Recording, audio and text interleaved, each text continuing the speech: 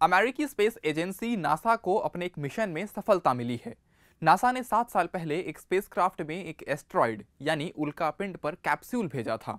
अब ये कैप्सूल 24 सितंबर 2023 को एस्ट्रॉयड बेनू से सैंपल लेकर पृथ्वी पर वापस आ चुकी है।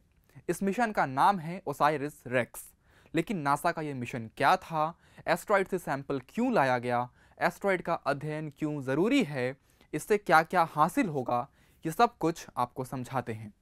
ओसाइरिस रेक्स का फुल फॉर्म है origins spectral interpretation resource identification and security regolith explorer. इस मिशन को 8 सितंबर 2016 को लॉन्च किया गया था ताकि ओसाइरिस रेक्स स्पेसक्राफ्ट में एक ऐसी कैप्सूल को भेजा जाए जो एस्ट्रॉयड बेनू की सतह से सैंपल धरती पर ला सके। इसके जरिए एस्ट्रॉयड बेनू की जानकारी निकाली जाएगी जो कई सालों बाद धरती से टकरा सकता है। इसके जरिए सूरज और ग्रहों की जानकारियां भी मिल सकती हैं और यह भी पता चल सकता है कि ये सब कैसे बने। यह अपने आप में पहला मिशन है जिसमें स्पेसक्राफ्ट को एस्ट्रॉयड पर भेजा गया और वहां से अरबों साल पुराने एस्ट्रॉयड बेनू की मिट्टी का सैंपल लाया गया। इसमें कुल 7 साल का समय लगा है। बता दें कि मिशन के अनुसार 60 ग्राम सैंपल लाया जाना था, लेकिन यह कैप्सूल ड्रिलिंग कर 250 ग्राम सैंपल लेकर आया है। अब आपको बताते हैं कि एस्ट्रॉयड बेनू क्या है। सबसे पहले तो यह समझ लीजिए कि एस्ट्रॉयड क्या होते हैं। एस्ट्रॉयड चट्टानों की तरह होते हैं जो बाकी ग्रहों की तरह सूरज की परिक्रमा करते हैं। हालांकि ये आकार में ग्रहों से छोटे होते हैं और जरूरी नहीं कि इनका आकार ग्रहों की तरह गोल ही हो। इन एस्ट्रॉयड्स की एक बेल्ट मंगल ग्रह और जुपिटर ग्रह के बीच की जगह में मौजूद है। इसके अलावा जुपिटर प्लैनेट के ऑर्बिट में भी कई एस्ट्रॉयड्स घूम रहे हैं। अगर कोई एस्ट्रॉयड किसी प्लैनेट के ऑर्बिट में घूमते हैं तो उन्हें ट्रोजन कहा जाता है।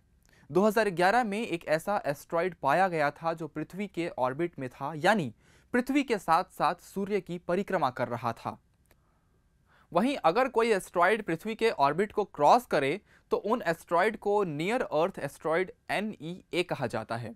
ऐसे में 10,000 की संख्या में एस्ट्रॉयड्स हैं जो पृथ्वी के ऑर्बिट को क्रॉस कर रहे हैं। इनमें से 1400 एस्ट्रॉयड्स ऐसे हैं जिनकी पहचान खतरनाक एस्ट्रॉयड के रूप में की गई है।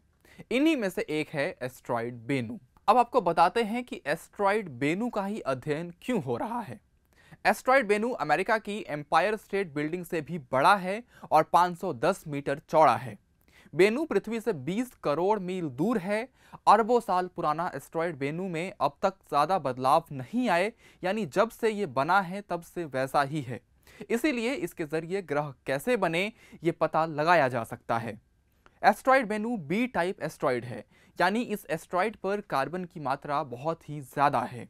इतनी ज्यादा कि सूरज की रोशनी जब इस पर पड़ती है तब यह सूरज की रोशनी को केवल 4% ही रिफ्लेक्ट कर पाता है, जबकि पृथ्वी पर सूरज की रोशनी को 30% से ज्यादा रिफ्लेक्शन मिलता है।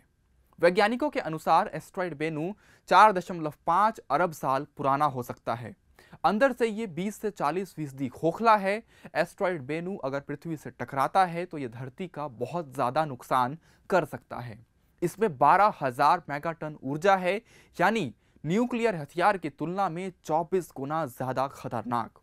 वैज्ञानिकों के अनुसार यह एस्ट्रॉयड 22वीं या 23वीं सदी के दौरान पृथ्वी से टकरा सकता है। अब देखते हैं कि नासा के इस मिशन को सफलता कैसे मिली और क्या चुनौती रही। एस्ट्रॉयड बेनू से सैंपल लाने के लिए स्पेसक्राफ्ट में भेजी गई कैप्सूल को वापस लाने का अलग तरीका अपनाया गया। दरअसल पृथ्वी पर कैप्सूल को स्पेसक्राफ्ट नहीं लाया, बल्कि स्पेसक्राफ्ट ने ऊपर से कैप्सूल को नीचे धरती पर फेंका है। स्पेसक्राफ्ट ने इस कैप्सूल को नीचे ड्रॉप किया। इसे अमेरिका के उटाह रेगिस्तान में सफलतापूर्वक ड्रॉप किया गया। नासा के लिए इसे ड्रॉप करना ही सबसे बड़ी चुनौती रही। इसे स्पेस से ही ड्रॉप किया गया है। इसके बाद इसे लैब में लाकर इसकी जांच की जा रही है। आप ऐसे ही खबरों के लिए देखते रहिए क्विंट हिंदी।